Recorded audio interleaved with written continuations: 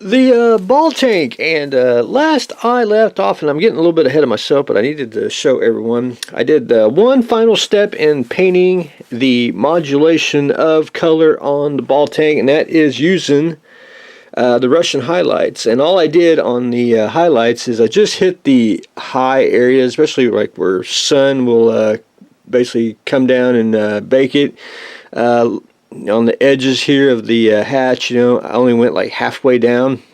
I did the top here and just highlights on the very, very top of everything, if you can see it. And I had to go back in. I had a little seam. I thought it was part of the kit, but once I really got to looking at it, there was actually a raised line on the wheel there, so I had to sand that off on both sides. But anyway, that's no big deal, and it works out. I'll be able to chip that out and make it look like it's been chip paint. But anyway, highlights on. I got them on both sides. Hopefully you can see the lighter color of the highlights on the tank itself. You can probably see it closer this way. It just gives it a good faded look, and just gives it a little more character. You can see where, and I try to do a little darker in places with the highlights, and then a little lighter just in different places on the tank. But anyway, highlights are done on that, so I'm ready to continue on. I got to paint the guns and all that good stuff, but we'll do that stuff last.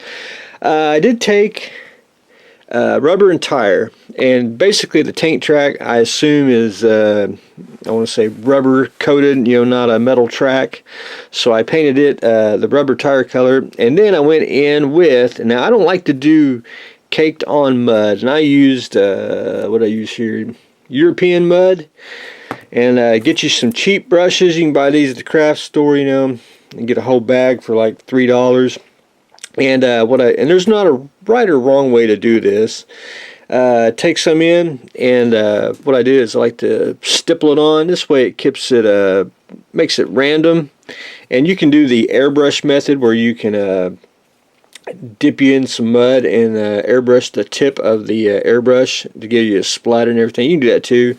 I like to do the stippling, and I like to, cause that's where I got to get it on the track, and I got to get it on the grooves. See, it gives it basically looks like a four-wheeler. If you ever look at four-wheeler tires that went through the dirt, they're excuse me, the mud's in there, randomly, and it ain't really caked on. And I don't want to do caked on mud. I just want to do a little bit of dirt on there, getting it random all the way around.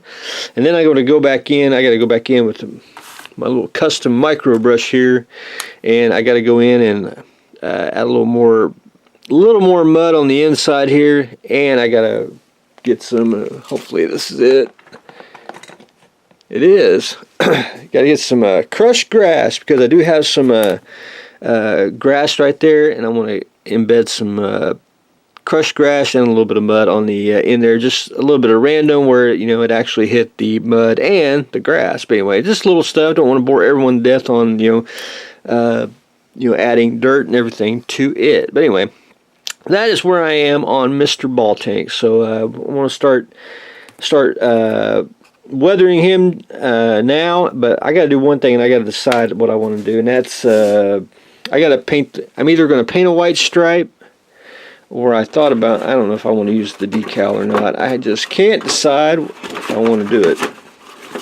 I'm leaning toward, I may use this, I do like the white stripe with the red star on there. I may do that. I haven't really decided. I got to go look in the decal box, because I got to find out if I got the the unit marking for like the bear or whatever animal that tank division's used. But anyway, I got to figure that out, and I haven't decided really what I want to do. So we'll try to figure that out within a day or two. But anyway, that is where I am on Mr. Ball Tank. So we're going to start beginning to weather him out, and I got him attached to the base, because it's just so much easier to work with, and trying to paint a moving ball, that was just that was pain. But anyway, he's attached with 5-minute epoxy and a little bit of super glue, so good and strong. So anyway, and I got to build up a few little areas. If you notice the little mud, I got to do some and we're gonna do some pigments and washes on the ground here, and we'll try to tone down the wet mud look here and get it, a little more fine ground dirt, a little more dry. But anyway, that's my game plan. But anyway, ball tank taking shape. The mono wheel. Went to the craft store. You can get these. These are hoops. They're basically, you put sewing on. You start put canvas on, and you can start sewing everything on there. These are cheap. They're like they're a little over $2, and they're plastic. But they're that type of plastic you really can't glue anything on. But you can, but you can't either. But anyway, got me a 6-inch hoop, because I didn't want to go too big, and 6 inches is pretty darn. I mean, it's going to be pretty big according to the little figures there.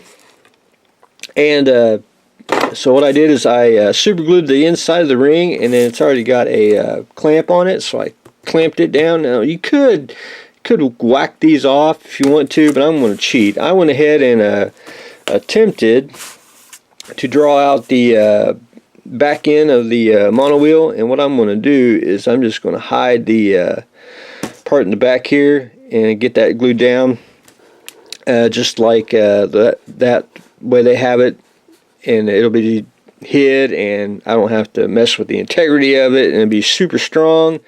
And but there's the back end getting to be started. So I'm gonna try to make sure I got the angle that I want, and then I'm gonna cut that out. And what I'm gonna do is basically glue. I'm gonna start sandwiching it up and basically sand it to shape is my game plan on that. But anyway, that's where I am on Mr. Mono Wheel, so we'll start that this week. Hopefully we'll get a little more farther along. But anyway, that's what I got going on today. We are starting the very cool looking mono wheel, which we've got to figure out which scale we want to do. I'm guessing 72nd, if not maybe a little bit smaller. But anyway, we'll probably have to go dig out a figure and see what looks good. And then we are continuing on with Mr. Ball Tank. So that's what I got going on today. So stay tuned for the next exciting episode.